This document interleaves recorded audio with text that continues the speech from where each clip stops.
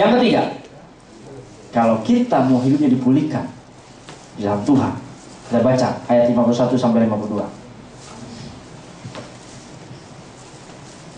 Tanya Yesus kepadanya, apa yang kau kehendaki supaya aku perbuat bagimu? Jawab orang buta itu, Rabuni, supaya aku dapat melihat. Lalu kata Yesus kepadanya, pergilah, imanmu telah menyelamatkan kau. Pada saat itu juga melihatlah ia, lalu ia mengikuti Yesus dalam perjalanannya. Firman Tuhan jelas katakan di sini, kalau kita mau dipulihkan, hidup kita mau dipulihkan dari hidup kita yang lama menjadi hidup kita yang baru, sudah jelas kita harus benar-benar hidup di dalam firman Tuhan. Amin. Hidup dalam perintah Tuhan. Amin. Seringkali kita maunya dipulihkan, maunya diberkati, tapi kita tidak mau hidup apa yang Tuhan mau. Tapi kita maunya hidup apa yang kita mau. Kalau bisa Tuhan ikutin apa yang kita mau. Tapi sayangnya Tuhan tidak mau seperti itu. Kita harus ikuti apa yang Tuhan mau. Kita harus sadari betul kita diberkati. Kita percaya pada Yesus sesungguhnya, maka hidup kita sudah diberkati. Seringkali ketika kita diberkati, kita bilang, masa sih cuma segini. Ketika kita dapat berkat, ceban, masa ceban, begitu. Cepeceng dong. Nah, nawar.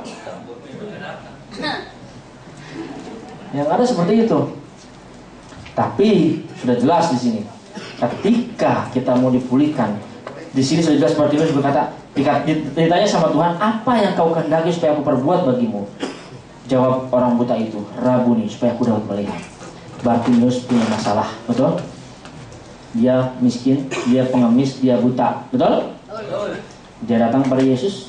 Yesus tanya, apa? Dia tanya gampang sebenarnya, simpel. Apa yang kamu mau sih? Tuhan, aku mau bisa melihat. Berarti ketika dia bilang, Tuhan bertanya, apa yang kamu mau? Bartimeus bilang, Tuhan, aku mau melihat. Masalah dia tidak bisa melihat, betul? Dia serahkan masalah itu kepada Tuhan. Kita punya masalah menyerahkan tidak sama Tuhan. Kalau kita sudah serahkan sama Tuhan, berarti masalah itu punya siapa? Punya Tuhan. Masih belum nangkep? Anggap ini benda. Saya berikan kepada Bapak. Pak, ini terima buat Bapak. Bapak ambil. Berpindah tangan tidak dari saya ke Bapak? Tidak. Tadinya milik saya kasih ke Bapak, sekarang jadi milik siapa? Milik Bapak. Betul? Saya tidak punya hak lagi. Ingat, masalah Bapak Ibu semua sama seperti itu. Ketika kita serahkan sama Tuhan, berarti masalah itu milik Tuhan, bukan milik kita lagi. Tetapi seringkali ketika saya kasih nih, Pak, ini buat Bapak, sudah milik Bapak, tapi saya bilang, Pak, tapi saya kepengen Pak, saya mau lagi dong Pak, pegang lagi, saya mau lagi dong, pinjam deh sebentar, pinjam dong sebentar. Ingat, ketika kita seperti itu berarti kita belum menyerahkan sama Tuhan. Kalau Bapak Ibu menyerahkan setiap masalah sama Tuhan, berarti masalah itu sudah menjadi milik Tuhan. Kita punya hak nggak? Bukan punya kita lagi, tapi punya Tuhan. Apapun yang mau Tuhan lakukan itu haknya dia, bukan hak kita. Seringkali kita melakukan, kita serahkan, tapi Tuhan, masih enak yang lama Tuhan. Masih enak mencuri Tuhan, nggak repot, langsung dapat uang. Kalau kita serahkan masalah kita sama Tuhan, itu milik Tuhan. Yang ketiga, kalau kita mau dipulihkan sudah sangat jelas, hidup sesuai dengan firman Tuhan. Kalau kita hidup sesuai dengan firman Tuhan, berarti kita serahkan hidup kita kepada Dia. Seperti pula dilakukan oleh Bartimeus. Dikatakan oleh Tuhan Yesus, pergilah, imanmu telah menyelamatkan engkau. Pada saat itu juga melihatlah ia, lalu ia mengikuti Yesus dalam perjalanannya. Bartimeus tunduk tidak sama Tuhan? Bartimeus mengikuti tidak apa yang Tuhan perintahkan? Ikutin tidak? Ikutin. Bartimeus pergi, maka dia matanya melihat. Ketika dia mengikuti apa yang Tuhan perintahkan, mujizat terjadi dalam hidup kita. Kalau Bapak dan Ibu semua mengikuti apa yang Tuhan perintahkan kita lakukan dalam hidup kita, mujizat pasti terjadi. Mujizat pasti terjadi. Yang tidak bekerja pasti bekerja, amin. Yang sakit Tuhan pasti sembuhkan, amin. Percaya tidak? Kalau Bapak Ibu percaya, Bapak Ibu akan mendapatkannya. Amin. Bartimeus tunduk sama Tuhan dan mendapatkan mujizat itu. Ingat, ini sangat jelas. Pergilah, imanmu telah menyelamatkan engkau. Pada saat itu juga melihatlah ia. Lalu ia mengikuti Yesus dalam perjalanannya. Ingat, lalu ia mengikuti Yesus dalam perjalanannya. Berarti hidup dia serahkan sepenuhnya sama Tuhan. Ketika dia mengikuti Yesus, apakah dia semau-maunya dia? Apakah ketika dia mengikuti Yesus justru dia ngatur? Yesus, begini dong, jalan sini aja. Apakah ketika Bartimeus melihat dia mengikuti Yesus, enakan lewat sini nih, cepat. Dia berlalu sana jauh, naik lagi lewat gunung. Apakah seperti itu? Tidak. Ketika Bartimeus mengikuti Yesus, Yesus yang kasih perintah, lewat sini. Anakku, jalan ini. Jalannya susah, nggak apa-apa, kita jalan sama-sama. Berarti kalau kita hidup dalam Tuhan, Dia menjadi kepalanya kita. Betul? Siapa di sini yang sering pusing kepalanya?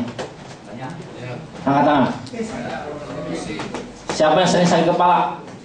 Pertanyaan saya pada sore hari ini, kenapa Bapak Ibu sakit kepala? Nggak ada duit. Itu bukan alasan. No hepeng, bukan alasan. Karena banyak pikiran. Banyak pikiran, bukan alasan. Mau tahu jawabannya? Dengar baik-baik, mau tahu nggak jawabannya kenapa Bapak Ibu sakit kepala?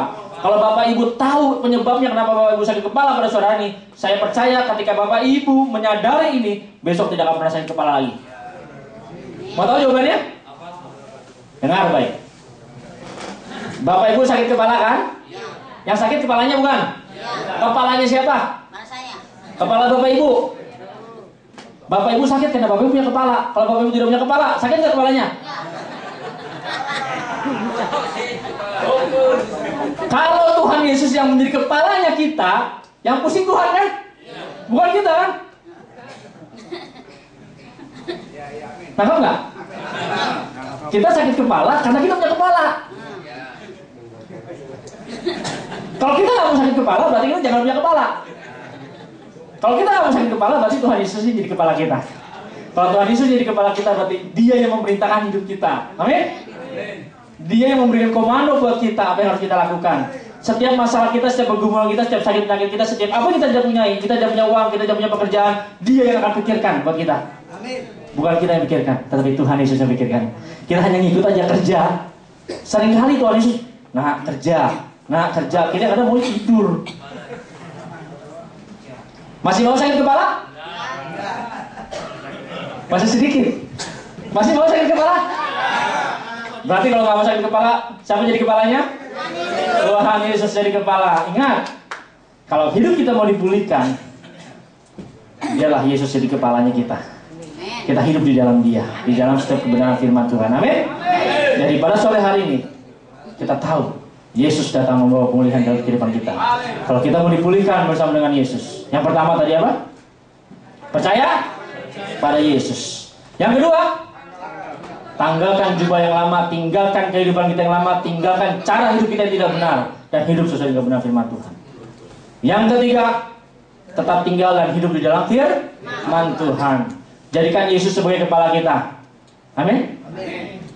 Pada sore hari ini, makanya saya ingatkan tadi, siapa yang belum terima Tuhan Yesus secara pribadi, Tuhan Yesus melihat Bapak Ibu semua di sini. Bapak Ibu yang mau dipulihkan, ingat, Tuhan Yesus menantang sekarang. Siapa yang mau menerima Dia sebagai Tuhan secara pribadi? Kalau Bapak Ibu mau dipulihkan, ingat, Dia kepala kita. Aku itu. Oke, sama-sama kita katakan, Tuhan Yesus, Engkaulah kepalaku. Tuhan Yesus, aku hidup sesuai perintah-Mu. Amin. Mari kita bangkit berdiri, Bapak. Terima kasih Tuhan Yesus, Engkau baik.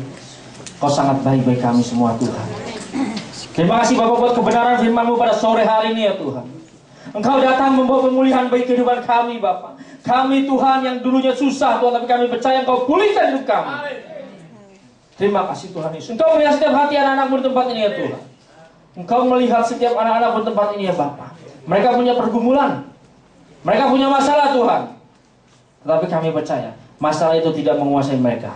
Justru mereka membutuhkan lebih lagi ekstra Tuhan bersama dengan Engkau, supaya mereka bisa mengatasi setiap masalah itu Tuhan. Terima kasih Bapa.